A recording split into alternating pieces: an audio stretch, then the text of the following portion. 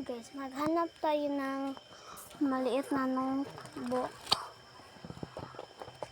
na kulay pink na may love letter na love. So, hanapin natin. Wala dyan sa labas kanina. Kulay pink siya. Ay, nakita ko na. Kulay pink mga kasi sabi ko na eh. Ginawa ko kasi ito, may love letter siya na Stella. Then, may pangalan siya na Stella kasi akin to. Love letter. So, open natin. Open natin siya, guys. Notebook siya. Open na natin yan. Tanggal na natin yung... Wow, ano po. Ang ginawa ko. May scotch tape pa siya.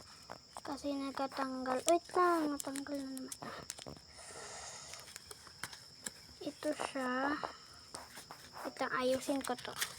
Oh, actually, i-close na natin. Close na natin. Lagay mo na natin dito. Yan, kasi una ko ginalagay ito. Tapos, ganito. Kung hindi siya sakto, ginaano ko siya. Bira papunta. Ay, mag-adto man hinulog. Are you okay, baby? Yes, mama.